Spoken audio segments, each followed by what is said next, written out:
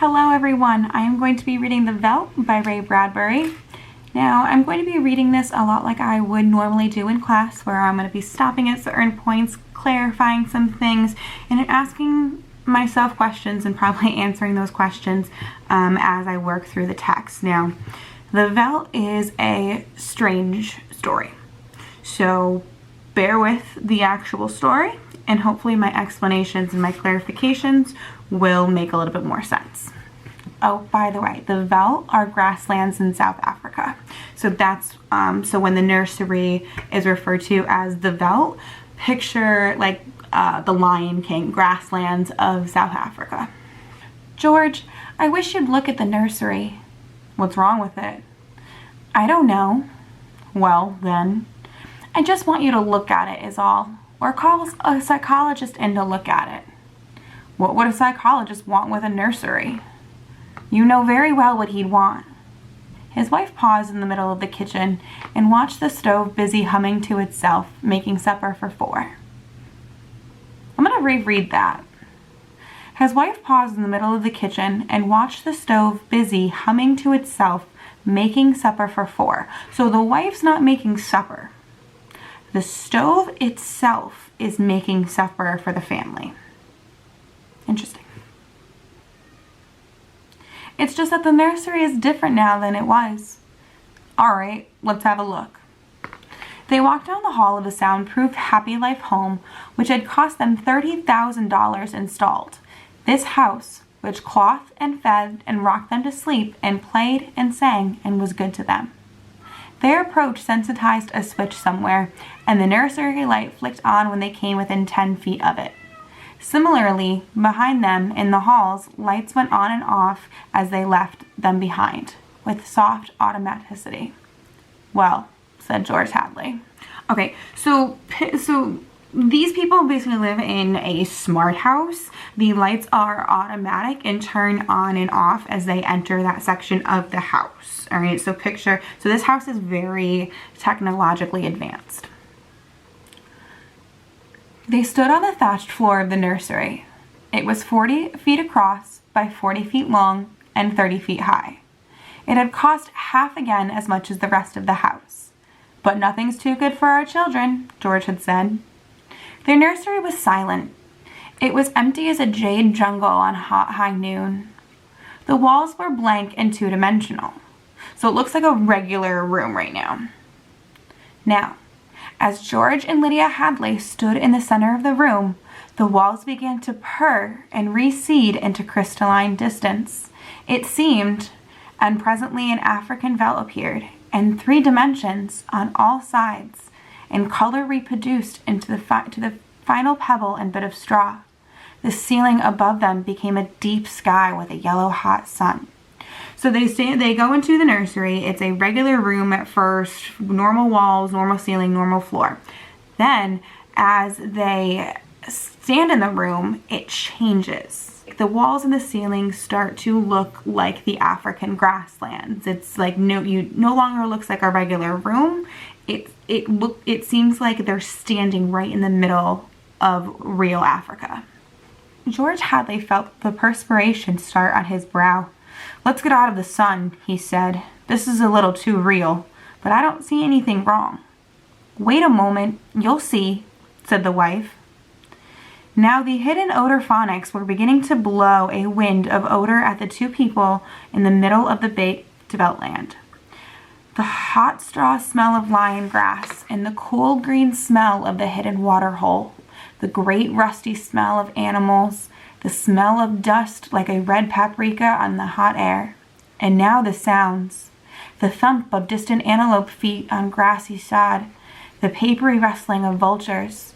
A shadow passed through the sky. The shadow flickered on George Hadley's upturned, sweating face. So odor phonics that was mentioned a second ago is just like a machine to make you smell certain things. Filthy creatures, he heard his wife say. The vultures. You see, there are lions far over that way. Now they're on their way to the watering hole. They've just been eating, said Lydia. I don't know what. Some animal. George Hadley put his hand up to shield off the burning light from his squinted eyes. A zebra or a baby giraffe, maybe. Are you sure? His wife sounded peculiarly tense. No, it's a little late to be sure, he said, amused. Nothing over there I can see but clean bone, and the vultures dropping for what's left. Did you hear that scream? She asked. No. About a minute ago? Sorry, no.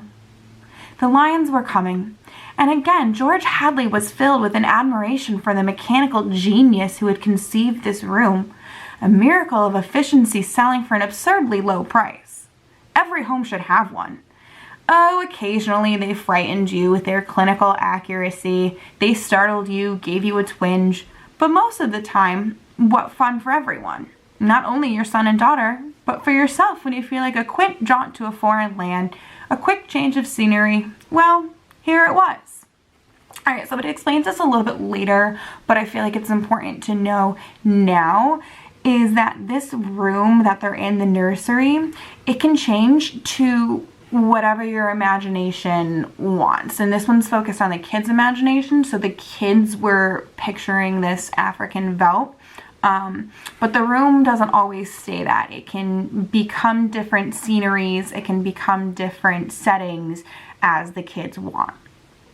George is amazed by this because it seems so real. It's just like, it's hard to explain exactly what it is, but it's like tricks on the mind that it just looks like you're there, but it goes back to the four walls. And here were the lions now, 15 feet away, so real, so feverishly and startlingly real that you could feel the prickling fur on your hand, and your mouth was stuffed with the dusty upholstery smell of their heated pelts, and the yellow of them was in your eye like the yellow of an exquisite French tapestry. The yellows of lions and summer grass, and the sound of matted lion lungs exhaling on the silent noontide, and the smell of meat from panting, dripping mouths. The lions stood looking at George and Lydia Hadley with terrible green-yellow eyes. "Watch out!" screamed Lydia. The lions came running at them. Lydia bolted and ran. Instinctively, George sprang after her. Outside, in the hall with the door slammed, he was laughing and she was crying, and they both stood appalled at the other's reaction. "George! Lydia! Oh, my dear, poor, sweet Lydia! They almost got us!" "Walls, Lydia. Remember. Crystal walls. That's all they are. Oh, they look real, I must admit. Africa in your parlor. But it's all dimensional, super reactory, super sensitive color film and mental tape film behind glass screens. It's all odorphonics and sonics, Lydia. Here's my handkerchief." "I'm afraid." She came to him and put her body against him and cried steadily. "Did you see? Did you feel? It's too real." "Now, Lydia, you've got to tell Wendy and Peter not to read any more on Africa." Of course, he patted her. "Promise?" "Sure. And lock the nursery for a few days until I get my nerves settled. You know how difficult Peter is about that. When I punished him a month ago by locking the nursery for even a few hours, the tantrum he threw, and Wendy too, they live for the nursery. It's got to be locked. That's all there is to it." "All right." Reluctantly, he locked the huge door. "You've been working too hard. You need a rest." I don't know, she said, blowing her nose, sitting down in a chair that immediately began to rock and comfort her. "Maybe I don't have enough to do. Maybe I have time to think too much. Why don't we shut the whole house off for a few days and take a vacation?" "You mean you want to fry my eggs for me?" "Yes," she nodded. "And damn my socks?" "Yes," a frantic, watery-eyed nodding. "And sweep the house?" Yes, oh yes. But I thought that's why we bought this house, so we wouldn't have to do anything." So they're very spoiled, to the point where it seems like they don't do anything. They don't cook for themselves, they don't wash their clothes, they don't do laundry, they don't even sweep the house. Seems like the house does everything for them, so they're very spoiled. And George is reluctant to turn the whole house off. He's fine with turning the nursery off, but he's a little hesitant about the whole house. because he's probably because he's gotten so used to it and doesn't want to start doing things for himself again. But I thought that's why we bought this house, so we wouldn't have to do anything. That's just it. I feel like I don't belong here. The house as wife and mother now and nursemaid. Can I compete with an African Veldt? Can I give a bath and scrub the children as efficiently or quickly as the automatic scrub bath can? I cannot. And it isn't just me, it's you. You've been awfully nervous lately. I suppose I have been smoking too much. You look as if you don't know what to do with yourself in this house either. You smoke a little more every morning and drink a little more every afternoon and need a little more sedative every night. You're beginning to feel uneasy too. Am I? He paused and tried to feel into himself to see what was really there. Oh, George. She looked beyond him at the nursery door. Those lions can't get out of there, can they? He looked at the door and saw it tremble as if something had jumped against it from the other side. Of course not, he said. At dinner they ate alone, for Wendy and Peter were at a special plastic carnival across town and had televised home to say they would be late to go ahead eating. So George Hadley, bemused, sat watching the dining room table produce warm dishes of food from its mechanical interior. We forgot the ketchup, he said. Sorry, a small voice said within the table, and ketchup appeared. As for the nursery, thought George Hadley, it won't hurt for the children to be locked out for a while. Too much of anything isn't good for anyone. And it was clearly indicated that the children had been spending a little too much time on Africa. That sun, he could feel it on his neck still like a hot paw. And the lions, and the smell of blood. Remarkable how the nursery caught the telepathic animations of children's minds and created life to fill their every desire. The children thought lions, and there were lions. The children thought zebra, and there were zebras. Sun, giraffes, giraffes. Death, and death. That last. He chewed tastelessly on the meat that table had cut for him. Death thoughts. They were awfully young, Wendy and Peter, for death thoughts. Or, no, you were never too young, really. Long before you knew what death was, you were wishing it on someone else. When you were 2 years old, you were shooting people with cat pistols.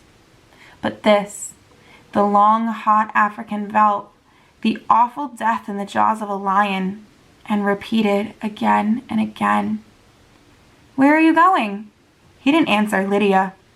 Preoccupied, he let the lights glow softly ahead of him, extinguished behind him as he padded to the nursery door. He listened against it. Far away, a lion roared. He unlocked the door and opened it. Just before he stepped inside, he heard a faraway scream and then another roar from the lions, which subsided quickly. He stepped into Africa. How many times in the last year he had opened this door and found Wonderland, Alice, the Mock Turtle, or Aladdin and his magical lamp, or Jack Pumpkinhead of Oz, or Dr. Dolittle, or the cow jumping over a very real-appearing moon. All the delightful contraptions of a make-believe world. How often he had seen Pegasus flying in the sky ceiling, or seen fountains of red fireworks, or heard angel voices singing. But now is yellow-hot Africa, this bake oven with murder in the heat. Perhaps Lydia was right. Perhaps they need a little vacation from the fantasy, which was growing a bit too real for the 10-year-old children.